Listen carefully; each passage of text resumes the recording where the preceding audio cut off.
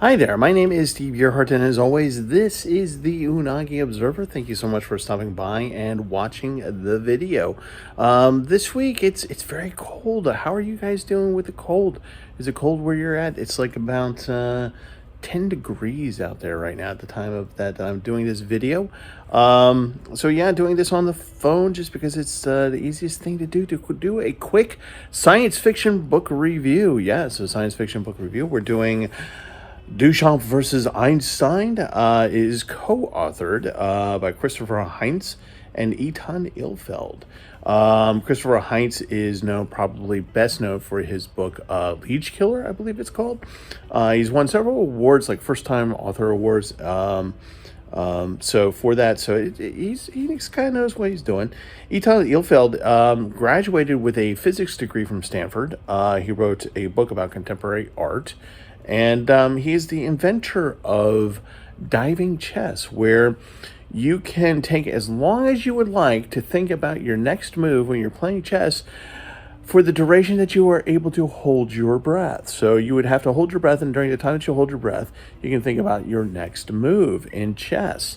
And as soon as your breath gives out, that's when you have to make your move. You have to figure it out. You can kind of see my bookcase back there, sort of man cave, a little bit of wine and things like that back there. I'm just trying to figure out what the best angle here is. I don't know. What do you think? What do you guys think? Here, maybe? So anyway, back to the book review. Again, Duchamp versus Einstein. There you go. So what is this book about? As you can tell, it's very thin. It's not that long. It's not a hard read in terms of length. It's longer than a short story, but shorter than a novella. So that's kind of interesting. So the premise of this, there's basically 3 points of view here. There's Marcel Duchamp, who's best known for Nude Descending a Staircase, if you know your art. And of course, Einstein, we all know who Einstein is. And then there's this enigmatic cosmic entity that calls itself Stella. So the point of the book is that Stella is a sort of cosmic observer. And I use the term pronoun she loosely because she's a non-corporeal being for the most part, but sorry, I'm always moving this camera around a little bit. There we go. Maybe there. I know I'm kind of looking off in a weird direction. But she's a non-corporeal event watcher. She's watching over the planet Earth, kind of recording, kind of like if you know your Marvel comics, it's Yotu, the Watcher, right? So that's kind of what she does. And she manages to get trapped in a timeline in the lifetime of Duchamp.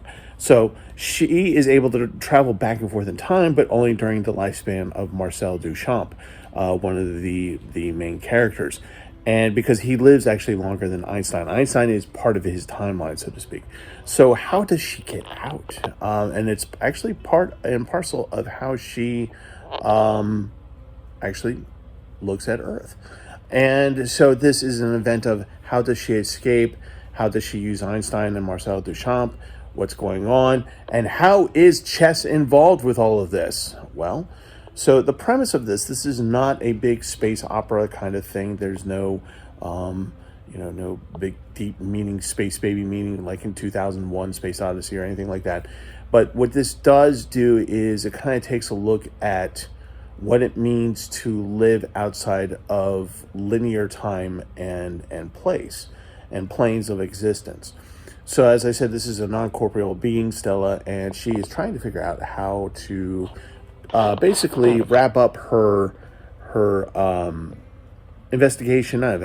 research of planet Earth. And she is trying to, I know, I'm so sorry that this is all over the place. And she is trying to wrap this up and then go on to her own existence.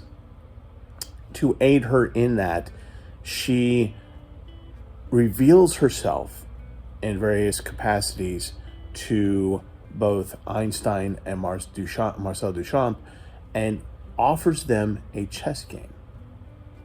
right? Because what better way to explore the possibilities of linear time and space than with a chessboard, right? So that's kind of the conceit of the novel. This is about a cosmic game of chess that Einstein and Duchamp are playing, and somehow this helps her possibly to escape and to do another thing that she's tasked to do. But I don't want to spoil that for you because it's kind of fun. So yeah, is this a good read? It is a good short read. This is not going to be, stunning, oh my God, my world changing kind of view. But if you're interested in physics, if you're interested in chess, then this is kind of an interesting read.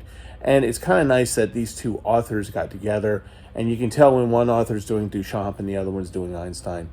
And they, and at the end of it, in one of the appendices, yes, there are appendices in this, they actually describe the actual game. They show the chessboard diagram, and they map out the moves that the chess game as it plays out in the book, which is kind of neat. There's also some historical significant things that they also refer to, like Einstein's letter to FDR about the importance of uranium in creating a nuclear bomb because he's worried about Germany. Things like that are in there. And of course, the first chapter of another book from Angry Robot Books, which is where this book is published from. Should you read this book?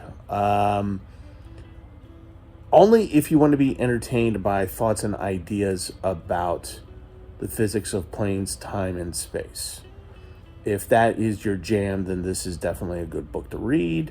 You can find it in Barnes & Noble. You can order it on Amazon. It's a quick read insofar that it's a short book. Like I said, it's longer than a short story, but shorter than a novella. So this is kind of an easy read insofar of that. But you do kind of have to think through things. And there's some things that you have to take into consideration, like when the baby just appears. And that's all I'm going to say about that. The baby just appears. Ooh. Okay, so yes, if you get a chance, find a copy. Maybe it's at your local library. Who knows? Check it out. And if not, you can buy this pretty cheap online. And I'll just read the back and just see if this interests you. A voice drifts out of a dark alley in New York, 1917, and an apple falls from a hand in Bern, 1905. Duchamp stumbles home from a radical demonstration, and Einstein wrestles with an ambitious new theory outside the patent office. Little do they know they are hurtling towards each other in a chess match to end all matches, manipulated by a being beyond even their understanding. Ooh. Yeah, give it a try. Give it a try. Can't hurt, right? All right, so this has been another filler video for the month of January. We got other things coming up, and yeah, stay healthy and stay good. Would love to see you guys at conventions. I think I'm going back to Anime USA and of course Gen Con, and would love to see you guys there. So love you guys, and I will see you with another filler video next week. Bye. Watch more anime.